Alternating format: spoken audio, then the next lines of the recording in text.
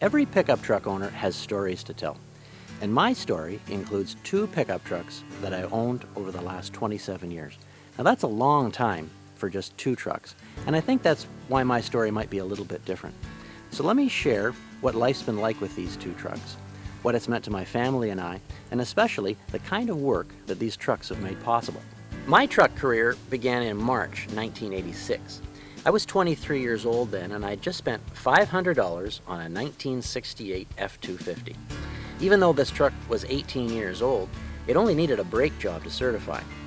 Working in my parents' driveway, they also changed the clutch, starter, and a few other parts just to make sure that I wouldn't have any trouble later on.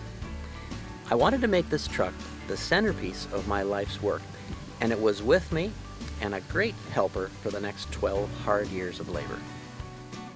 I grew up in the suburbs of Toronto, but in 1985 I spent my life savings of $16,500 buying a 91-acre parcel of farmland and forest on Manitoulin Island, Ontario, Canada. It was 600 kilometers away from my boyhood home. It didn't have any buildings at the time either, so my wife Mary and I put up a small shed for living quarters while we were building a country home for the family we'd someday have. I also planned to make a career for myself on Manitoulin using my skills as a cabinet maker and builder to make ends meet. What I didn't realize at the time was how much hard work this would involve, and how important my truck would be. But over the years I've really learned to love hard work, and especially the great things that it brings to life. For Christmas and the year I bought my property, my dad gave me a book on traditional stone building. And as soon as I tore off the wrapping paper, I knew that natural stone was the material I'd build from. With more ambition than money, I gathered limestone slabs by hand wherever I could find them on and around our property, loaded them into the F-250, hauled them to my building site, then unloaded. Hammers, stone chisels, and a small stone saw are the tools I use for shaping the stone, and after 2,500 hours of work, Mary and I were finished the 34 by 44 foot basement with its 2-foot thick walls. The F-250 hauled all the stone without complaint, about 500 tons in all, including the stone I'd use for the 9-inch thick limestone walls above ground.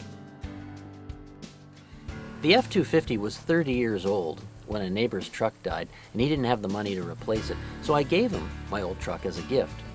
The odometer had already spun around to zero again twice for me in the time I owned the truck, and I don't know how many times that happened in the 18 years before my name was on the ownership.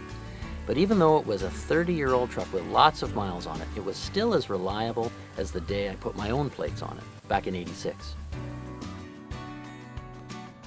My next truck was the same one I own now, a 1990 F-150 four-wheel drive. It was the last truck owned by a legendary builder and farmer in my area, a man named Ivan Bailey. He was born in 1909, and his first vehicle was a 1929 Model A Ford that he could only drive in the summer because they didn't plow Manitoulin roads in winter back then.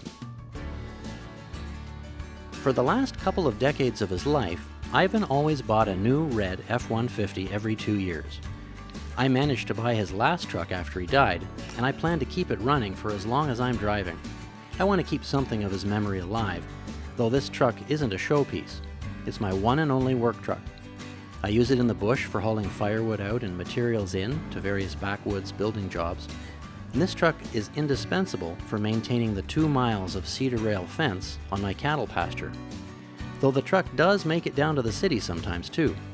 It's my vehicle of choice for the 7-hour drive down to Toronto whenever I put on a building seminar or take my shot putter son down to a track meet. It's a good-looking rig, and there's not a drop of body filler anywhere. My wife and I have filled our stone house with 5 kids now, and the truck is part of all of their lives. Our oldest, Robert, rolled off the assembly line himself the same year as the truck did, and he uses the F-150 most often to help with the cabin he's building for himself and his fiancée in one corner of our forest. Joseph is the athlete in the family, and he just set the Canadian national shot put and discus records for his age. Joe and I use the truck together most often traveling to track meets, but we also used it to haul the sand and gravel we use to make concrete throwing pads in one corner of our field. Without building these pads right at home to practice on, Joseph probably wouldn't be where he is today. Jacob takes care of our family flock of laying hens, and he likes the F-150 because it brings chicken feed home to our place. The truck certainly means a lot to all of us.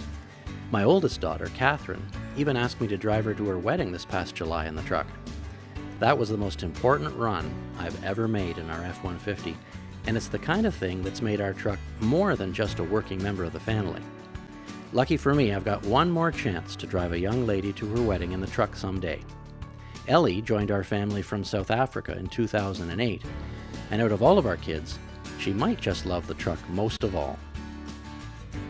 My corner of Western Manitoulin Island is a small place where everyone knows each other. It's kind of like a 21st century version of Andy Griffith's Mayberry.